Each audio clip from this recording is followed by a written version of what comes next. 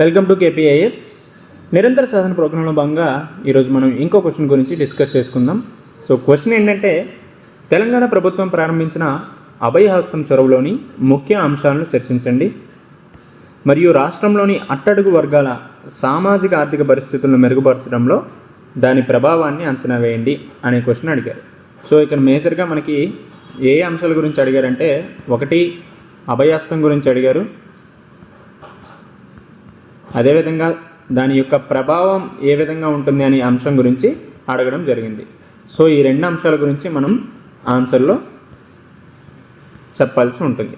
So introduction అనేది మనం దీని గురించి ఏ విధంగా చెప్పచ్చు. సో ఇంట్రొడక్షన్ అనేది మనం రెండు రకాలుగా చెప్పచ్చు. ఒకటి ఆదేశిక సూత్రాలను ఆధారంగా చేసుకొని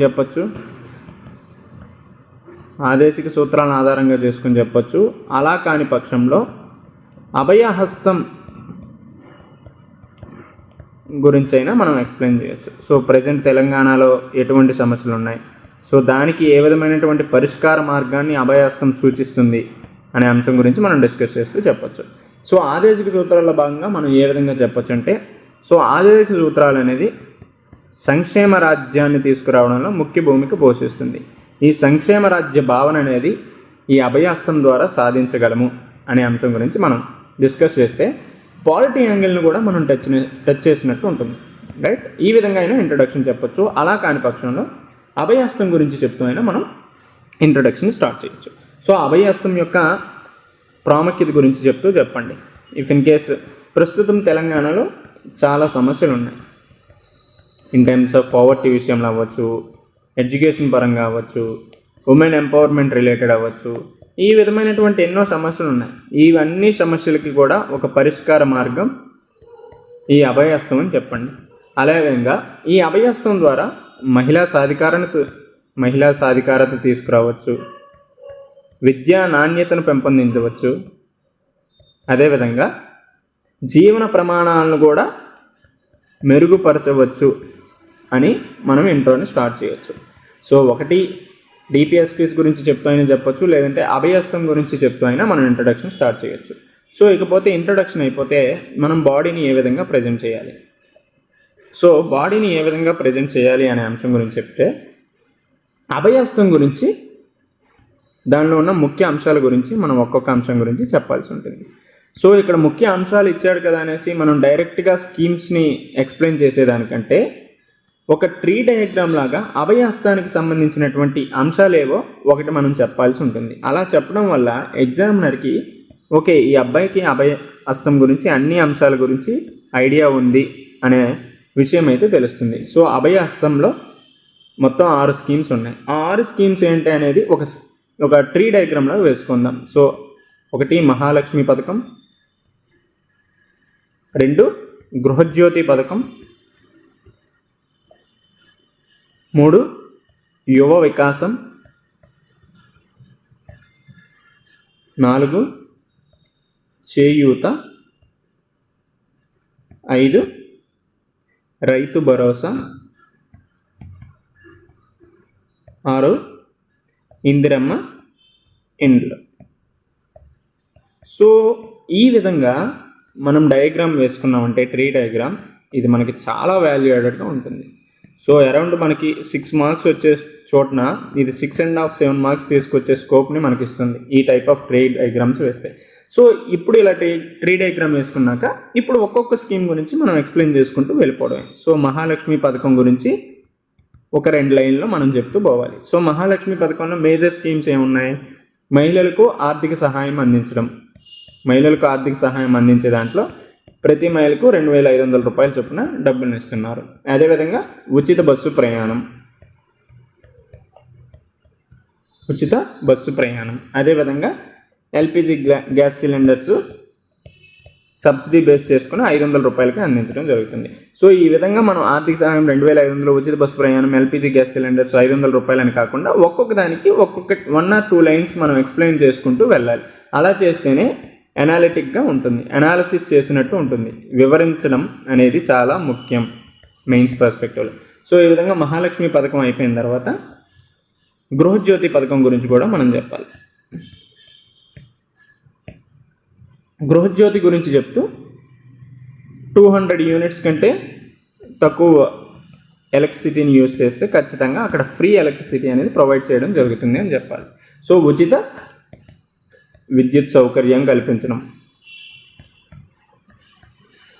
సో ఈ స్కీమ్స్ అన్నీ మీకు తెలిసినవే, కాకపోతే దీన్ని ఎలా ప్రజెంట్ చేయాలి అనే అంశం గురించి మనం ఎక్కువగా ఫోకస్ చేస్తున్నాం. సో ఎక్కువైపోతే యువ వికాసం గురించి చెప్తూ విద్యా భరోసా కార్డులు, దీని ప్రకారం 5 లక్షల వరకు భరోసా లోన్స్ ప్రొవైడ్ చేయడం, లేకపోతే గ్రాంట్స్ ఇవ్వడం. అదేవిధంగా ప్రతి మండలానికి ఒక అంతర్జాతీయ ప్రమాణాలతో కూడినటువంటి విద్యా వ్యవస్థని ఏర్పాటు చేయడం. ఇప్పుడు ఏవైతే స్కూల్స్ ఉన్నాయో ప్రతి మండలానికి ఒక స్కూల్ని అంతర్జాతీయ ప్రమాణాలతో కూడినటువంటి విధంగా తయారు చేస్తున్నాం. అదేవిధంగా చేయూత స్కీమ్లో భాగంగా ఏ అంశాలు వస్తాయి? ఒకటి, నెలవారీ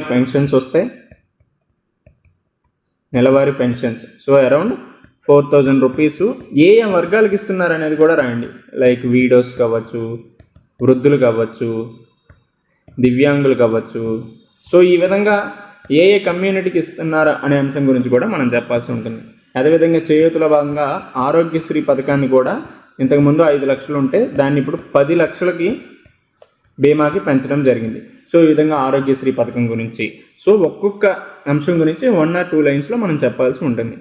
ఇకపోతే ఇందిరమ్మ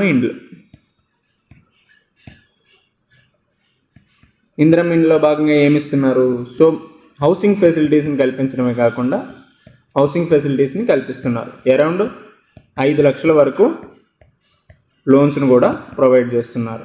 రైట్. ఈ విధంగా ఇందిరమ్మ ఇళ్ళ పథకంలో భాగంగా 22 లక్షల ఇళ్ల నిర్మాణాన్ని 5 సంవత్సరాల్లో నిర్మించాలని ఒక గోల్గా పెట్టుకున్నారు. అదేవిధంగా Rythu Bharosa scheme, last but not least Rythu Bharosa scheme. So ఈ రైతు భరోసా స్కీమ్లో భాగంగా ప్రస్తుతం ఉన్న 10,000 నుంచి 15,000కు పెంచడం జరిగింది రైతులకి 1 ఎకరానికి. సో ఇంతకుముందు పథకంలో కౌలు రైతులకు ఎటువంటి స్థానము కల్పించలేదు. అయితే ప్రస్తుతం తీసుకొచ్చిన రైతు భరోసా పథకంలో భాగంగా కౌలు రైతులకు కూడా 12,000 రూపాయల వరకు రైతులకు పెట్టుబడిని అనేది ఇవ్వడం జరుగుతుంది. రైట్. సో ఈ విధంగా అభయహస్తానికి సంబంధించినటువంటి స్కీమ్స్ అన్నీ కూడా ఫస్ట్ ఒక ట్రీ డయాగ్రామ్ లాగా వేసుకొని ఆ తర్వాత ఒక్కొక్క అంశం గురించి మనం ఈ విధంగా డిస్కస్ చేసుకోవాలి. మహాలక్ష్మి పథకం అవ్వచ్చు, గృహజ్యోతి, యువ వికాసం, చేయూత, అదేవిధంగా ఇందిరమ్మ ఇండ్లు, last but not least Rythu Bharosa. So ఇదంతా చెప్పేసిన తర్వాత దీని యొక్క ప్రభావం ఏ విధంగా ఉంటుంది అనే అంశం గురించి కూడా చెప్పాలి. ఇఫ్ ఇన్ కేస్ ప్రభావం ఏ విధంగా ఉంటుంది అనేది మీరు వీలైతే ట్రీ డయాగ్రామ్ వేయండి, లేకపోతే డైరెక్ట్గా చెప్పినా పర్లేదు. సో ప్రభావం అనేది మహిళా సాధికారతను తీసుకొస్తుంది. అదేవిధంగా వ్యవసాయం దిగుబడి పెరిగేటట్టు ఉంటుంది, లేదంటే వాళ్ళకి పెట్టుబడి పెరిగేటట్టు ఉంటుంది. అదేవిధంగా మెరుగైన జీవన ప్రమాణాలను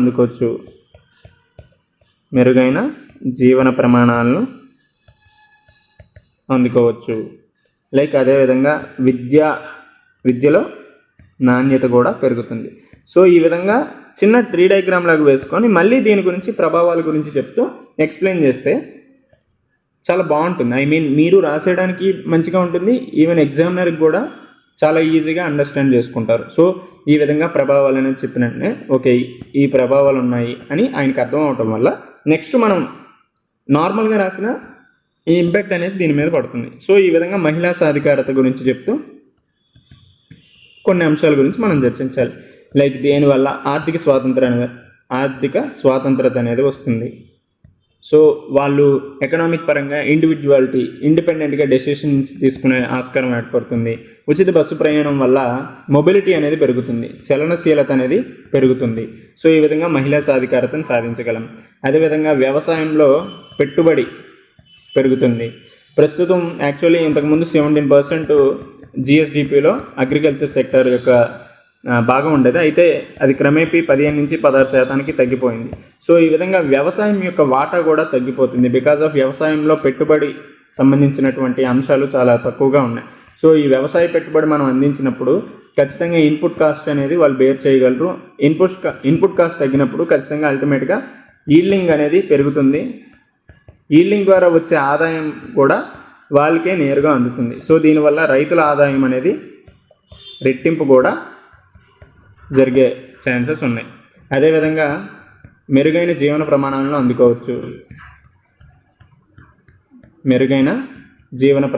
అందుకోవచ్చు. ఎందుకంటే వైద్యపరమైనటువంటి సేవలను అందించడం, వైద్యపరమైనటువంటి సేవలు, అదేవిధంగా సామాజిక భద్రతను తీసుకురావడం. సో ఇంతవరకు యాక్చువల్లీ ఇండియాలో అవుట్ ఆఫ్ పాకెట్ ఎక్స్పెండిచర్ అనేది చాలా ఎక్కువగా ఉంది. అవుట్ ఆఫ్ పాకెట్ ఎక్స్పెండిచర్ ఎక్కువగా పెట్టడం వల్ల చాలామంది పేదరికంలోకి వెళ్ళిపోతున్నారు. ఈ అవుట్ ఆఫ్ ఎక్స్పెండిచర్ అరౌండ్ 64% ఉండేది ఎప్పుడు 2020 కంటే ముందు. అయితే ప్రభుత్వం తీసుకొస్తున్నటువంటి అనేక పథకాల కారణంగా ఇది దాదాపు 47%కి డిక్రీజ్ అయింది. సో ఈ విధంగా మనం వైద్యపరమైనటువంటి సేవలను ఎక్కువగా అందించడం వల్ల అవుట్ ఆఫ్ పాకెట్ ఎక్స్పెండిచర్ని తగ్గించి వాళ్ళని పేదరికంకి వెళ్లకుండా చేయడమే కాకుండా వైద్య పరమైనటువంటి అంశాల్లో కూడా వాళ్ళకి సేవలను అందించవచ్చు. అదేవిధంగా సామాజిక భద్రతను కూడా తీసుకురావచ్చు. ఏ విధంగా పెన్షన్ సౌకర్యాలను కల్పించడం వల్ల, రైట్. అదేవిధంగా విద్యలో నాణ్యతను తీసుకురావచ్చు. ముఖ్యంగా క్వాలిటీయే కాకుండా ఇంటర్నేషనల్ స్టాండర్డ్స్ని కూడా మనం అందుకోవచ్చు. సో ఈ విధంగా జీవన ప్రమాణాలను మనం పెంపొందించవచ్చు. అట్ ది సేమ్ టైం పేదరిక విష వలయాలను కూడా మనం అధిగమించవచ్చు. సో ఈ విధంగా వీటి యొక్క ప్రభావం ఉంటుందని మనం చెప్పచ్చు. అల్టిమేట్గా మనం ఎప్పుడు చెప్పుకున్నట్టే కంక్లూజన్ ఏ విధంగా చెప్తామంటే, జస్ట్ అభయస్థం ఇంప్లిమెంటేషన్ ద్వారా ఏం జరుగుతుంది అనేది మీరు చెప్పండి. 1, ఉమెన్ ఎంపవర్మెంట్ సాధించవచ్చు, పేదరికాన్ని తగ్గించవచ్చు, రైతుల పెట్టుబడి పెంపొందించవచ్చు, జీవన ప్రమాణాలను మెరుగుపరచవచ్చు. సో ఈ విధంగా ఏదైతే మనం బాడీలో చెప్పామో ఆ అంశాలన్నింటినీ కూడా మనం జస్ట్ సమ్మరైజ్ చేసి చెప్తాం. అదేవిధంగా ఈ అభయస్థం ద్వారా సమగ్ర అభివృద్ధి అనేది సాధ్యమవుతుందని చెప్పండి. సో ఈ విధంగా మొత్తం మనం బాడీలో ఏదైతే చెప్పామో అదంతా సమ్మరైజ్ చేసి చెప్పచ్చు. అలా కాని పక్షంలో ఆల్టర్నేటివ్గా ఇంకేం చెప్తామంటే అభయస్థం ద్వారా ఎస్డిజి గోల్స్ని మనం ఈజీగా చేరుకోవచ్చు. అదేవిధంగా నీతి ఆయోగ్ రిలీజ్ చేసే ఎస్డిజి ఇండెక్స్లో కూడా తెలంగాణ ముందు వరుసలో ఉండాలంటే ఈ అభయస్థం వంటి కార్యక్రమాలు అమలు చేయాల్సిన అవసరం ఉంది అని చెప్పొచ్చు. సో ఇప్పుడు పేదరికాన్ని తగ్గించాలంటే ఎస్డిజి 1 ఉంది. సో జెండర్ ఈక్వాలిటీ, మహిళా సాధికారాన్ని తీసుకురావాలంటే SDG 5, SDG 3 and 4 education, health పరంగా. సో ఈ విధంగా ఒక్కొక్క ఎస్డిజిని మనం అభయస్థం ద్వారా చేరుకోవచ్చు అని చెప్పొచ్చు. సో ఈ విధంగా మనం కంక్లూజన్ ఎండ్ చేయొచ్చు. సో ఇది ఈరోజు క్వశ్చన్. ఐ హోప్ మీ అందరికీ అర్థమైంది అనుకుంటున్నా.